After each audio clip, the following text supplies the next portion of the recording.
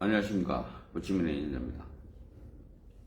베트남도 공식적인 공휴일은 내일부터, 제가 이렇게 보니까 수요일하고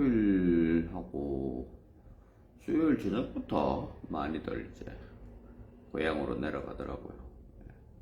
물론 뭐 요즘 베트남도 이렇게 보면은 옛날처럼 공휴일이 그렇게 길지는 않습니다. 예전에는 거의 아마 설날 앞뒤로 해서 거의 한 2주 이상 쉬었거든요. 근데 요즘은 최근에는 뭐 한 일주일에서 10일 정도 쉬는 것 같습니다. 그래서, 그리고 고향으로 내려가는 것도 많이 이제 좀 줄어드는 것 같고, 그래도 아직까지 많이 내려갑니다. 많이 내려갑니다. 저는, 뭐 어디 가지 않습니다. 몇 번 말씀드리지만 저는 설날이나 이런 공휴일에는 어디 움직이지 않습니다. 왜냐? 가봐야 별로 그렇게 대접을 못 받으니까요. 그래서 저는 설날 끝날 때까지 호치민에 있다가 아마 설날 끝나고 나서 낮장을 좀 다녀올까 생각 중입니다. 오늘 제가 방송을 킨 거는 최근에 이제 국제결혼에 대한 이런 현황들을 좀 알려드리기 위해서 방송을 시작했습니다. 오늘 방송은 길게 하지는 못하고요. 아마 한 30-40분 정도 할 수 있을 것 같네요. 저녁에 또 약속이 있어서 나가봐야 됩니다. 첫 번째, 최근에 이렇게 보면은 개인 소개가 점점 더 늘어납니다. 업체보다는. 저는 뭐 서류를 하는 사람이기 때문에 개인 소개하는 서류들이 많아지죠. 근데 제가 몇 번 방송에서 말씀드렸다시피 개인 소개가 무조건 좋지는 않습니다. 물론 뭐 나쁜 건 아닙니다. 근데 이제 이걸 남자분들이 판단을 하셔야 되는 게, 본인은 이제 개인 소개라고 이제 알고 하겠죠. 하는데 실제로 제가 이제 서류를 이렇게 진행하면, 저는 이제 왜냐면 이쪽 베트남 여성분도 이제 알아야 되니까 제가 지금 연락해서 이렇게 물어보고 이렇게 하면 알죠, 저는. 근데 자기들은, 남자분은 이제 저한테 이제 카톡으로 오고 이럴 때는 개인 소개를 하는 거다라고 이제 진행을 하시겠지만, 실제로 보면은 그냥 개인 업자입니다. 그게 한 80% 이상 됩니다. 실제로 개인 소개에서도 진짜 오리지널로 개인 소개는 한 20%밖에 안 되고, 나머지는 다 개인 업자예요. 이거는 쉽게 얘기하면 그냥 브로커입니다. 뭐 여러분들이 가장 이제 뭐 싫어하는 이제 뭐가 등록업체하고 똑같은 겁니다. 이런 거고. 근데 이게 뭐 그렇게 하든 저렇게 하든 결과만 좋으면야 무슨 상관이 있겠습니까? 근데 보면 사고는 중간에 진행을 하다가 보면, 사고는 업체가 소개해서 사고가 나는 것보다는 개인이 소개해서 사고가 나는 확률이 한 서너 배는 높습니다. 왜냐하면 진행을 하시는 이제 개인 소개로 진행을 하시는 뭐 남자분은 당연히 아무것도 모르는 거지만, 중간에 소개하시는 분들이 전문 지식들이 없기 때문에, 그리고 뭐 그런 거에 대해서 크게 뭐 차라리 이제 업자분보다 윤리의식이나 이런 거는 더 없습니다. 그냥 단순히 그냥 소개하면 자기 할 일은 끝났다고 생각을 하는 거죠. 그래서 그런 부분들이 있기 때문에 그런 부분에 대해서 좀 고민들을 많이 하셔야 됩니다. 그리고 특히 이제 최근에 보면, 최근에 이제 국제결혼이 베트남 말고도 보면 이제 뭐 라오스나 미얀마가 최근에 굉장히 많아졌습니다. 캄보디아는 최근에 다시 좀 줄어들고 있는 추세고요. 왜냐하면 뭐 여러 가지, 제가 봐도 뭐 캄보디아보다는 차라리 라오스, 미얀마가 낫아요. 그건 사실입니다. 뭐 그렇다 보니까 뭐라도 개인 소개가 이제 라오스, 미얀마가 이렇게 많이 늘어나는데, 근데 이제 이게 문제가 자꾸 발생이 됩니다. 첫 번째로 제가 말씀을 드렸다시피 라오스하고 미얀마는 뭐 어떤 회사에서는 노골적으로 그냥 얘기를 합니다. 뭐 라오스에 뭐 혼인신고를 안 하는 쪽으로 합니다. 왜냐하면 라오스에서 혼인신고를 하게 되면 아마 혼인신고하는 시간만 거의 아마 6개월에서 1년 정도 걸릴 겁니다. 예, 뭐 이게 또 조금씩 다르지만은, 그리고 그 6개월에서 1년 정도의 혼인신고를 기다려야 되면, 그럼 거기에서 발생되는 비용이 뭐 최소 500에서 한 1000만 원 이상 될 겁니다. 그럼 이거를 뭐, 이제 업체에서는 당연히 안 내겠지만, 이거를 이제 신랑들한테 내라고 해도, 그러면 이제 국제결혼이 라오스가 뭐, 라오스나 미얀마가 비용이 아마 거의 그러니까 이제 일반적으로 이제 그거로 하면은 업체에 내는 비용만 2,500이 넘어갑니다. 뭐 개인 비용, 그럼 거의 아마 한 4천만 원 이상 들어가게 될 거예요. 그러면 뭐 굳이 라오스를 할 이유도 없겠죠. 이제 이래 되다 보니까 그냥 뭐, 신랑분들은 잘 모르시죠? 그냥 뭐 혼인신고를 업체에서 아예 혼인신고 안 해도 비자 나오고 뭐 잘 삽니다 이러니까 그냥 그런 줄 이제 알게 되는 이제 이런 문제들이 발생이 되는 거고, 그리고 이제 미얀마도 뭐 마찬가지지만 특히 이제 미얀마는 아직까지 이제 초창기인데, 미얀마는 그 정세가 굉장히 불안합니다. 이게 어떤 문제들이 가지고 있냐면, 잘못하면은요, 한국에 먼저 혼인신고를 하고 미얀마에 혼인신고를 안 하고 이렇게 하다가 묶여버려요, 신부들. 나오지도 못해요, 그냥. 이제 이래 되면은 해보지도 못하고 이제 이혼남이 되겠죠. 그래서 이런 부분들은 좀 조심을 하시고, 물론 뭐 그래도 저래도 다 뭐 괜찮다, 그냥 내가 한다 이러시는 분만 하시는 게 좋습니다. 근데 이거를 업체가 막 선도해가지고, 왜냐하면 업체 입장에서는요, 빨리 하는 게 좋아요. 그럼 돈 빨리 받잖아요. 예, 그런 이죠. 그리고 또 싸게 한다.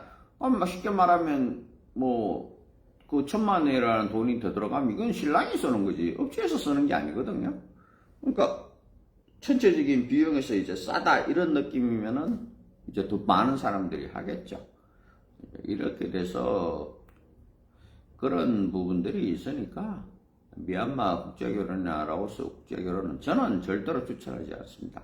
하려면 정상적으로 하셔야 되는데, 정상적으로 하기에는 그 시간이나 이런 게, 그리고 또 뭐 그런 걸 해서 좋은 신부를 뭐 얻을 그거는 뭐, 물론 뭐 지난번에도 제가 말씀드렸다시피 베트남 여성이 사고율이 높습니다. 그거는 왜 그러냐 하면, 쉽게 말해서 베트남 여성이 많아요. 1년에면 거의 12,000명 이상이 한국으로 들어가는데, 거기서 100명이 만약 뭐 쉽게 말하면 지금 한 40% 가까이 된다 그러면 4,000명이 사고가 나는 거잖아요. 근데 1년에 100명 들어오면 40%라고 해봐야 40명밖에 안 되잖아요. 그럼 이제 뭐 상대적으로 봤을 때 베트남은 사고가 많이 나고 라오스랑 미얀마가 사고가 이제 적게 나는 것처럼 보이지만, 근본이 이제 절대적으로 이제 들어오는 숫자가 많아서 이제 그렇다는 거고, 지금 이제 최근인가 제가 한 코로나 이후에 이렇게 느끼는 건데, 저도 이제 이렇게 이거는 현장에서 많이 느끼는 건데, 물론 뭐 베트남 여성들이 이제 눈이 점점 높아지는 거죠, 쉽게 말하면. 근데 그러는 이유는 여러 가지가 있습니다. 뭐 경제적인 이유도 있고, 뭐 그만큼 이제 베트남 소득이 늘어나는 거고. 근데 이런 거보다는 이게 어떻게 보면 업체가 자초한 측면이 있어요, 업체들이. 물론 여기서 저도 뭐 한 책임을 다 한다고 하겠지만, 이제 이게 요즘 이제 보면 뭐 베트남, 한국하고 이렇게 하면서 뭐 이제 자기만의 어떤 루트를 이제 개척해서 이렇게 하는 업체들이 있는데, 이러다 보니까 이것도 경쟁이 붙어요. 쉽게 말하면 이제 신부는 똑같잖아요. 근데 예전 같으면은 저도 이제 보면 저를 찾아오는 신부들이 저 말고는 별로 갈 데가 없었어요. 그러다 보면 이제 당연히 회사에서 프로필을 주는 거를 이제 우선으로 하는데, 이게 이제 신부들 입장에서도 저 말고도 이제 이런 방식으로 하는 회사들이 점점 많아지니까, 우리 회사 말고도 이제 다른 회사에 또 갈 데들이 있는 거죠. 제가 뭐 이렇게 보면 짧으면 한 1년, 길면 최고 긴 사람이 한 10년 전부터 저하고 상담을 하시는 분이 계십니다. 30대 중반이었는데 이제는 40대 중후반이 넘어가는 거죠. 그렇게 하는 분이 계셨는데 뭐 어떤 분은 10년을 그러면 뭐 하냐 그러지만 그게 아니라 할 여자분이 없어요. 대부분 그런 분들이 보면 눈이 높습니다. 눈이 높다 보니까 남자분이 눈이 높죠. 근데 이게 생각을 해보세요. 10년 전에는 눈이 높아도 괜찮았어요. 이제 30대 중반이고 뭐 이러니까 30대 중반이고 40대 초반이고 이랬는데 이제는 40대 중반이고 50대예요. 그럼 이런 남자들이 눈이 높아봐야 여자분들이 선택 동의 안 합니다. 뭐 최근 제가 이제 상담을 하시는 분들이 이렇게 보면은 제가 항상 말씀드리잖아요. 남자분들이 말로는 뭐 10살 차이 나는 사람, 15살 좀 나이 차이가 적게 나서면 좋겠다 이런 얘기들을 합니다. 근데 그 기조에 깔린 거는 나이가 많아도 이쁜 여자를 찾는 겁니다. 그리고 좋은 여를 찾는 거. 그리고 결혼을 했고 이혼을 했다고 하더라도 아이가 없는 여자를 찾는 거예요. 그 기본 바탕은 무조건 이쁜 여자입니다. 이 어떤 문제들이 발생하냐? 최근에 이제 이런 소문들이 들리기 시작해요. 한국에 물론 이제 가서 이제 한국에도 베트남 여자들이 많잖아요. 내가 보면 태국 여자들도 그렇고 쉽게 말해서 우리가 이제 말하는 이제 나가요글들 있잖아요.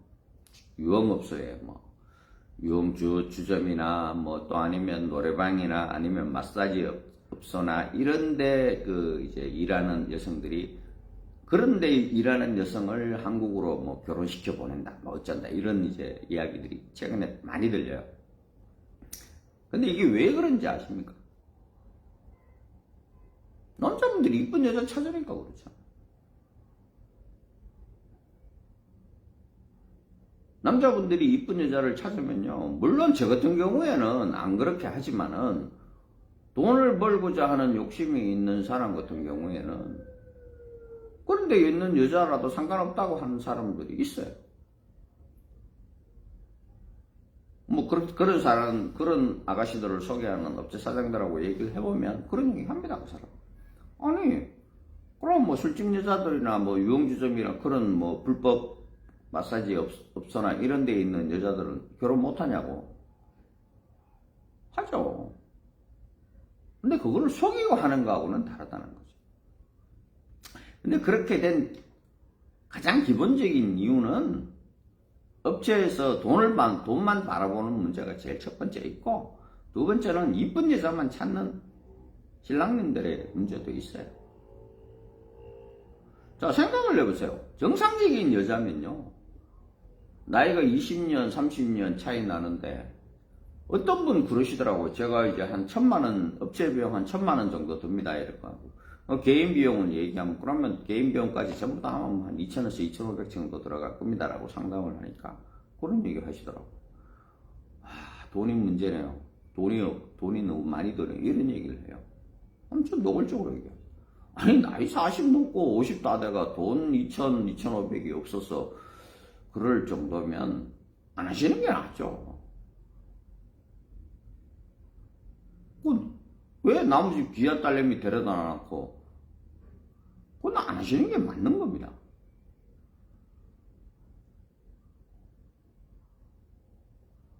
근데도 그런 사람도 이제 이쁜 여자 뭐 그래요. 자기가 나이가 뭐 60이 다 됐는데 뭐 내가 그 프로필에다가 써놓잖아요. 몇 년생이라고. 근데 뭐 20대 초반 여자한테 댓글을 달면서 뭐 나이가 많은데 가능하냐 이런 거를 물어요. 나이는 당연히 다 많죠. 국제결혼하는 사람이. 그러면은 쉽게 말해서 경제적인 어떤 준비라도 돼 있던가. 나이 50 넘고 60 다 돼가지고 결혼비용 2,000, 2,500이 부담스러우시면서 결혼을 할까 말까 생각하는 정도의 사람이시면 제가 그분들 뭐 재산이나 뭐 이런 것까지는 다 할 수 없죠. 그럼 처음부터 생각을 안 하시는 게 맞는 거예요, 그분들은. 정상적인 여자면요, 나이 25, 어떤 분은 이제 뭐 자기가, 아까 말했다시피 10년, 15년, 10년 전에 이렇게 저한테 상담하시는 분들 보시면요. 그래도 이제 그분들도 정상적인 이제 커리어를 쌓으니까 연봉이 한 7, 8천씩 되고 이래요. 근데 연봉이 7, 8천 된다고 해서 나이 30년 가까이 차이 나는데 그거 동의하는 여자? 잘 없습니다. 정상적인 여자라면요. 특히나 이쁜 여자. 아니 내가 이쁘고 젊은데 그럼 내 상대도 좀 젊고 잘생기고 외모도 좀 번듯하고 이런 사람을 원하는 게 정상적인 거잖아요.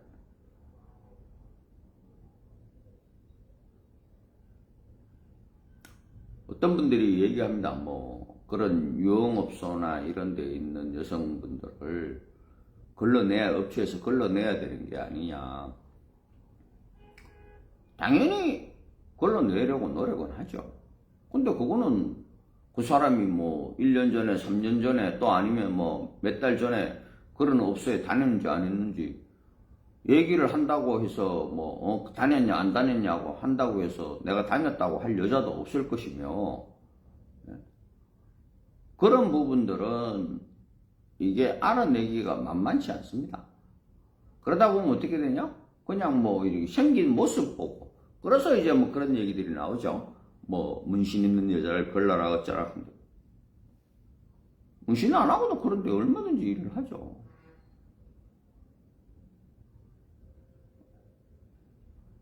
그래서 이런 부분들은 저한테도 가끔 가다가 그런 얘기 합니다. 사장님 혹시 그 여성분이 이런 업소에 다닌 여자 아닙니까?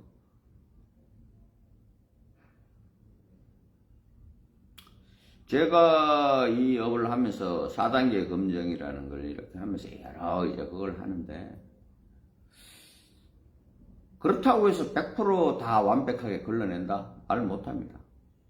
제일 어려운 게 뭐냐? 저한테 이걸 하고 저한테 시비를 거는 사람 중에 그런 사람이 있어요. 그 여성분이 레즈비언이에요. 자기는 레즈비언이라고 하더라고요, 남자분이. 근데 제가 이거를 하면서 제일 찾기 어려운 부분이 그런 부분이에요. 그 여성분이 성정체성을 왜냐하면요, 이게 나이가 어리면 성정체성은 자기도 잘 몰라요. 헷갈려요. 제가 이거를 한 20몇 년 하면서 딱 2명의 그 여성을 걸러내가지고 레즈비언이라고 해서 이제 결혼을 안 했거든요. 한 분은 본인 입으로 자기가 이제 레즈비언이라고 얘기를 한 적이 있어요. 그래서 그 여성분은 남자분한테 잘 얘기해서 기숙사에서 퇴소를 하고 이제 그렇게 돼요. 또 한 분은 이제 쉽게 말해서 알았다고는 말하지 못하지만 좀 이상했어요. 그런 부분들이 기숙사에서 그게 들어왔기 때문에 회사에서 이제 그 남자분한테 사실대로 얘기하고, 근데 이거를 왜냐 물어보면 자기는 아니라고 하니까 그렇게 얘기를 했는데, 이제 그 남성분이 그만하겠다고 해서 그만두게 됐어요. 마지막으로 그 한 분이 코로나 전에 이제 만났던 분인데, 여성분이 그런 레즈비언인 그런 자기는 확신을 하시더라고요. 그래서 그만두라고 그랬어요. 그만두고 다른 회사를 통해서 여성분을 만났어요. 여기서 잘 사는데, 저한테 이제 시비가 뭐냐면, 왜 그걸 회사에서 모르냐고. 자기가 알려줬으면 알아야 될 거 아니냐고. 근데 그 알려준 게 뭐냐? 그냥 그 기숙사에 같이 있는 친구하고 사진 찍을 때 팔짱 끼고 이렇게 끌어안고 사진 찍고 이렇게 장난치는 이제 그런 거. 그 다음에 이제 페이스북에 보고 싶어 이런 이제 그게 다예요. 근데 그게요, 남자들은 좀 보면은, 야, 이거 좀 이상하다고는 느낄 수 있어. 그래서 제가, 아이, 그만두라고 그러셨고, 그래서 그만뒀고, 근데, 이거를 여자분들 입장에서 보면요. 특히 젊은, 이제 그래봐야 이제 그 당시에 19살, 20살 요랬으니까, 친구들하고 얼마든지 그런 사진을 찍을 수 있고, 그런 문자를 주고받을 수 있는 거예요. 근데 그걸 가지고, 본인이 나는 아니라는데, 그걸 가지고 또 그 이제 상대가 있었을 거 아니에요. 그 상대는 한국에 들어갔었거든요. 그 신랑하고도 제가 통화했어요. 근데 그 신랑도 전혀 못 느껴요, 그런 거에 대해서. 저는 하고 아니, 그래서 신랑이 알았던, 왜냐면 그런 거를 회사가 알기는 좀 힘들어요. 그래서 그만뒀어요. 근데 그걸 회사가 왜 몰랐냐고 이제 시비를 붙는 거더라고요. 그래서 제가 말했죠. 회사가 좀 알기 힘들다, 이런 부분에 대해서는. 내가 기숙사에 CCTV를 달아놓고 걔들이 기숙사에 20명, 30명씩 있는데, 걔 둘이가 그런 사이고 뭐고 어쩌고 했으면, 다른 신부들이 알았겠죠. 그래서 하여튼 그건 그렇게 된 문제고. 그런 것처럼 그 다음에 그런 얘기들은 들었어요. 그러니까 유흥업소에 다니는 아가씨를 소개했다, 어쨌다. 근데 하나도 드러난, 이게 뭐라고 그러죠? 드러난 건 없습니다. 왜 그렇게 되냐는 걸 나는 얘기를 하는 거죠. 그냥 이쁜 여자만 찾으니까 그래요. 이쁜 여자를 찾을 수 있는 가장 좋은 데가 어디예요? 유흥업소예요. 근데 그런 데 다니면서 아가씨들을 미끼 여성으로, 보통 그런 업체들이 뭐냐면 그런 여성들을 미끼 여성으로 씁니다. 미끼 여성으로 쓰고, 근데 우리 회사는 미끼 여성이 있다는 얘기는 제가 10년 동안 이 방국식대로 하면서 한 번도 없었어요. 저 몰래도 미끼 여성이 우리 회사에 침투라고 해야 되나? 이렇게 살 수 있겠죠. 근데 그런 여성도 없었어요. 왜냐? 제가 돈을 안 주니까. 제가 돈을 안 주는데 그 미끼 여성이 뭐하러 그렇게 하겠어요? 그냥 저 남자하고 만나가지고 한 달에 20만원, 30만원 받으려고 그렇게 한다? 그렇게 안 하죠, 걔들이. 나가면 더 많이 버는데 왜 여기서 기숙사에서 20만원, 30만원 받아가면서 국하고 있습니까? 그러니까 안 하죠.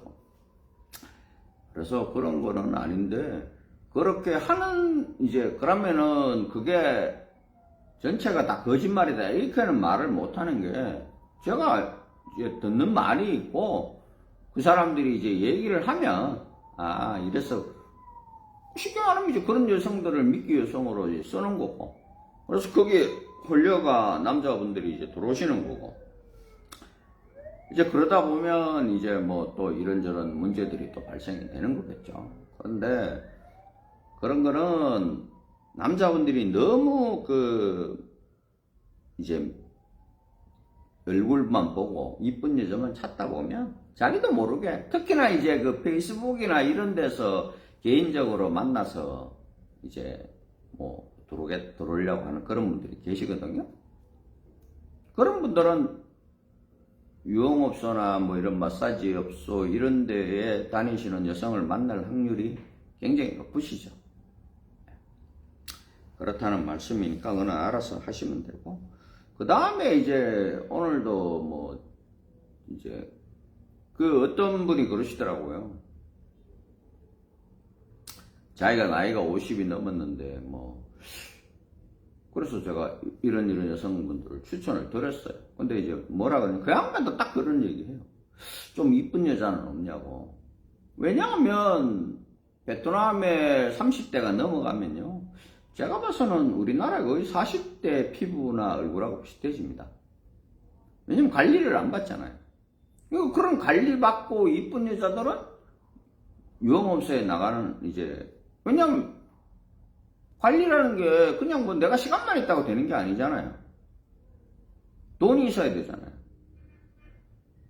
화장품도 써야 되고, 또 마사지도 받아야 되고, 일반적인 보통 여성의 30대 여성이 한 달에 한두 번 마사지, 이제 여기 마사지 아주 저렴하게 하는 데가 있거든요.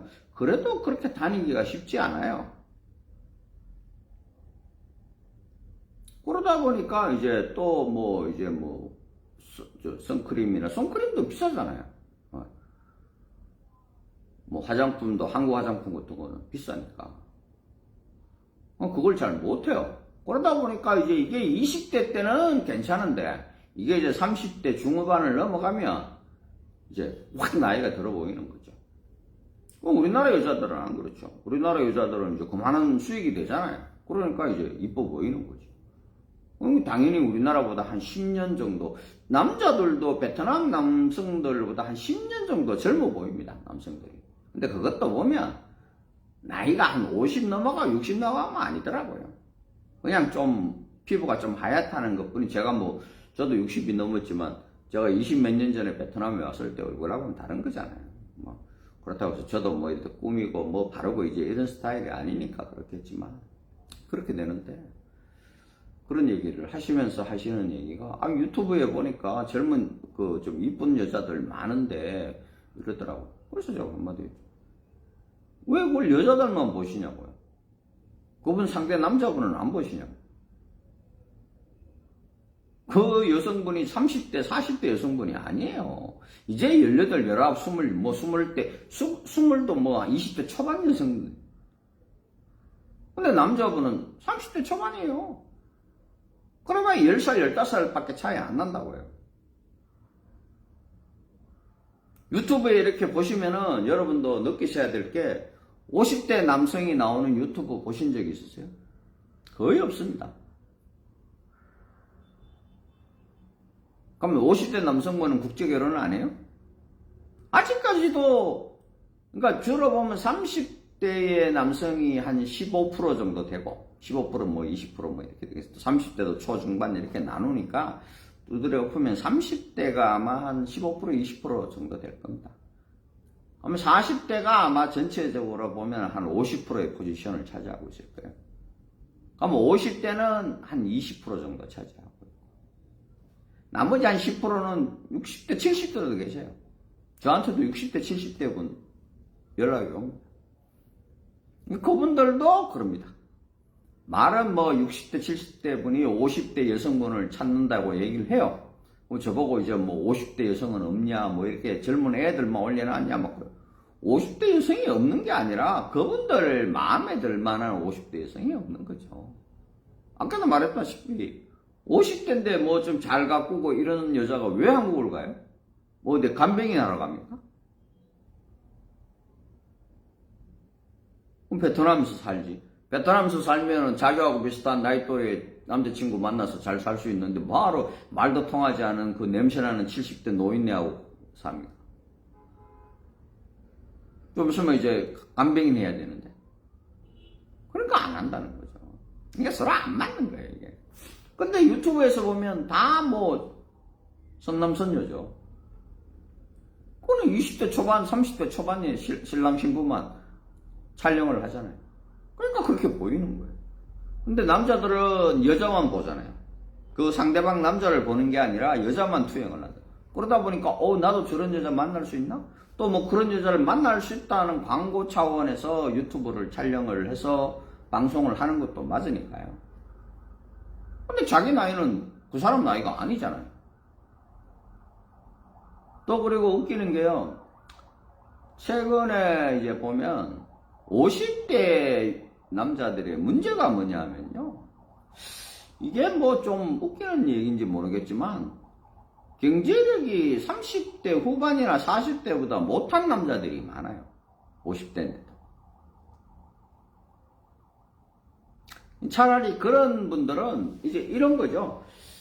지금은 이제 30대 초반에 이제 이런 분들은 처음부터 아예 그냥 이제 초혼인데 국제결혼을 생각하시는 분들이 점점 많아지는 추세인데, 50대를 넘어가시는 분들은 그게 아니고 이제 30대나 40대에 결혼을 못해서 그냥 50까지 나이를 많은 거예요. 물론 뭐 안 그런 사람도 있겠지만 그런 사람들이 줄을 이다 보니까 50대인데 경제력은 30대, 40대보다 못하다? 제가 말씀드리잖아요. 안 하시는 게 차라리 낫다고. 그래 놔놓고 뭐 그렇게 해서 한국에 들어가서 뭐 여자가 도망을 갔네 어쩌네 뭐 이런 것들이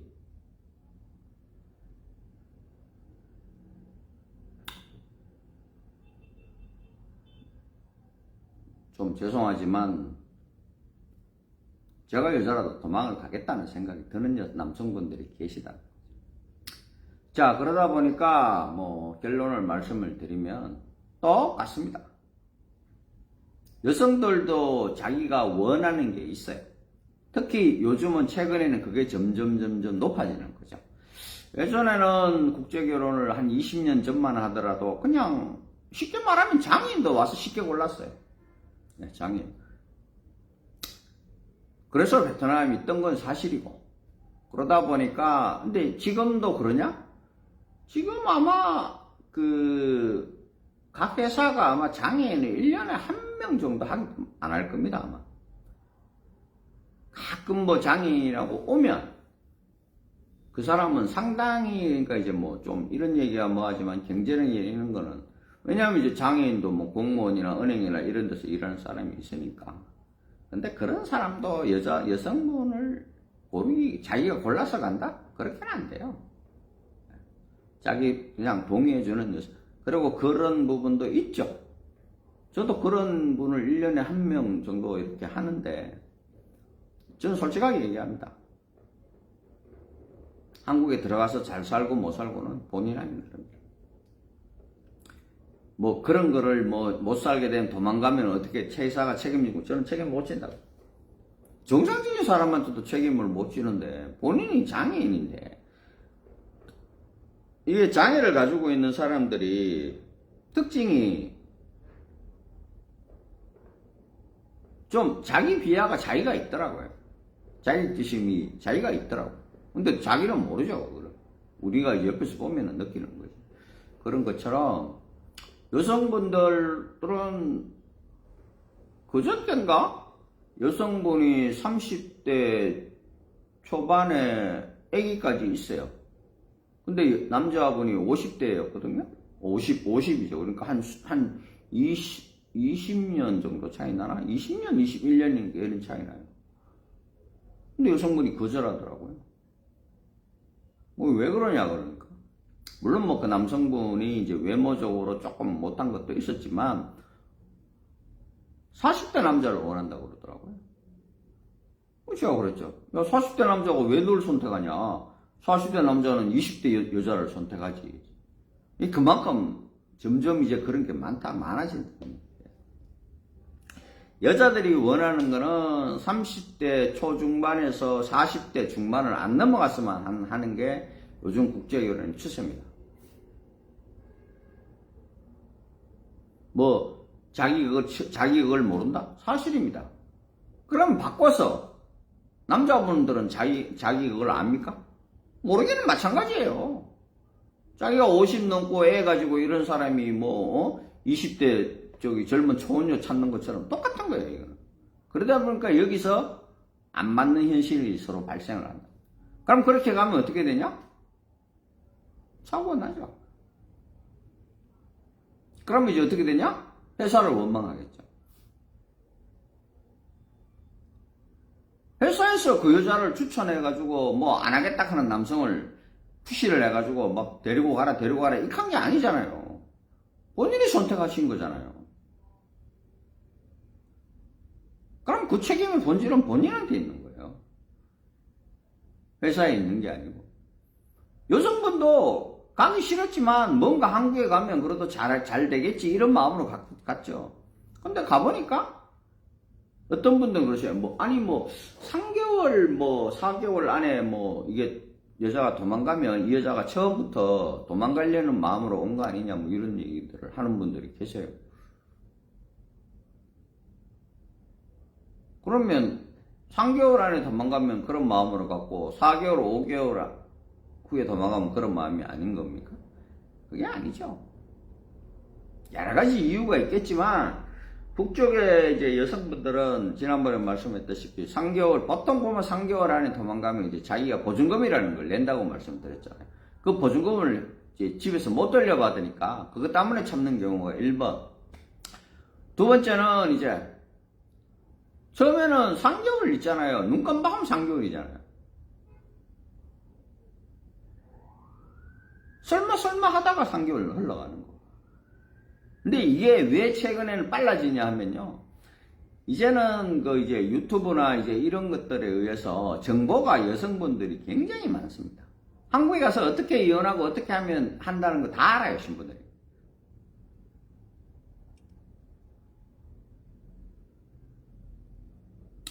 이혼한 방법까지도 알고 있습니다.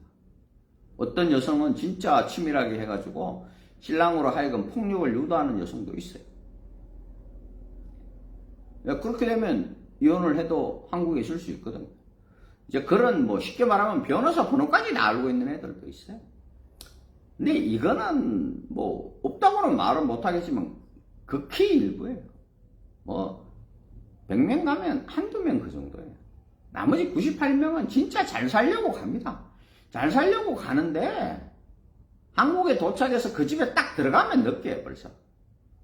아, 똥 밟았구나. 아는 거예요. 제가 이제 그 신랑분들한테 이제 이렇게 해서 뭐 집 내부 사진을 사진으로 찍어서 이렇게 보내라고 하면 어떤 분들은 집이 깔끔합니다. 뭐 한쪽으로 치우고 사진을 찍은지 어쩐지 모르겠지만 근데 어떤 분들은 진짜 집이 개판입니다.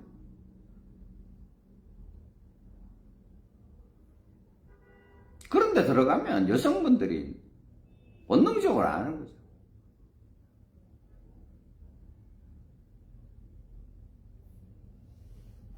자기가 베트남에서 힘들고 어렵게 살아도 한국을 가는 이유는 뭔가 이제 새로운 기회를 가지고 자기가 열심히 하면 잘 살 수 있다는 마음을 가지고 한국을 가는데 막상 살아보면 그게 아니라는 걸 알면 예전에는 살다가 어째 애 가지면은 또 이제 뭐 그렇게 한다 어쩐다 뭐 이제 이런 생각들을 하는데 최근에는 그게 굉장히 짧아집니다. 그냥 가서 심하면 솔직하게 얘기해서 뭐 하루 이틀이면 느끼는 신부들도 있을 거예요. 그러다가 뭐 그래도 설마 왜냐면 베트남에 있으면요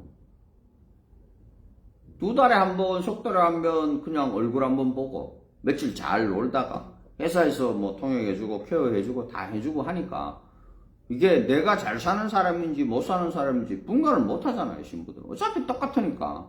뭐 용돈 똑같고 신부가 베트남에서 사는 기숙사 똑같고 뭐 신랑이 잘 산다고 해서 저 기숙사가 좋아지고 이런 게 아니잖아요. 똑같단 말이에요. 근데 이제 막상 한국에 나가보면 자기 신랑이 월급을 얼마나 받는지 그거에 따라서 자기가 사는 환경이 달라져요.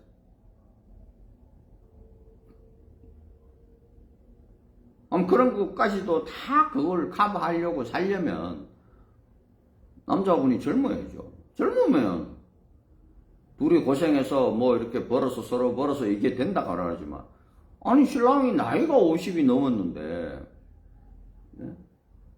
이제 시금 벌어봐야 한 10년 버는데 근데 뭐 20년 30년을 버는 게 그보다 못하다면 앞으로 10년을 더 벌어봐야 뭐가 나아질 게 뭐가 있나. 제가 항상 하는 얘기가 있습니다. 역지사지 하시라고. 본인의 여동생이나 본인이 딸이 그런 남자를 만나서 그러면 야야 참고 결혼했으니까 참고 무조건 살아라 이카냐. 그런 얘기 못 하셔요. 자, 오늘 여기까지 이제 저도 또 시내 나가서 저녁도 먹고 좀 기분 좋게 놀다가 돌아와야 되니까 10년, 5년 전부터 저한테 그 상담하시는 분들을 보면 본인도 아마 느끼실 거예요. 그래서 그분들이 뭐 상담한다고 해서 한 달에 한두 번 연락하고 이런 게 아니잖아요. 그냥 1년에 한두 번 그냥 뭐 마음에 드는 사람이 있으면 보내요. 그럼 저도 포기죠. 솔직히 포기합니다. 그냥 물어봐 드린다 그러죠. 근데 물어보면 뭐, 왜냐? 보면 알거든요, 저는. 아니, 그 여자가 왜 그 남자한테 가요? 아마, 뭐, 당연히 이제, 그래도 물어보니까, 뭐, 대답은 해드려야 되니까. 저도 물어보죠. 그러면, 아니요, 싫습니다. 이런 대답이 오는 거죠. 그 사람들은, 뭐, 앞으로 1년 되고 2년 되고 하면, 뭐, 죄송하지만, 더 못 가시는 거고, 그 정도의 수준을 가진 여자분들은 본인보다 더 좋은, 더 나은 신랑들을 원하는 거니까, 그냥, 저는 그분들은 딱 한마디 해주고 싶은 게 이런 것입니다. 본인이 원하는 사람을 찾지 마시고, 본인을 원하는 여자분을 찾으세요. 그래야 그나마 그게 결혼을 하실 수 있고 그 생활을 결혼 생활도 유지가 가능하지. 뭐 어떤 분도 그러십니다. 아니 뭐 평생 한 번 하는 결혼 뭐 내가 원하는 여자하고 그렇게 생각하시면 뭐 평생 혼자 사시는 게 좋죠. 아니 나이가 30대도 못 갔는데 40대 50대면 더 못 가면 그게 여기 베트남 여자들이나 업체의 잘못입니까? 아니죠. 그건 본인 잘못인 겁니다. 자, 여기까지 하겠습니다.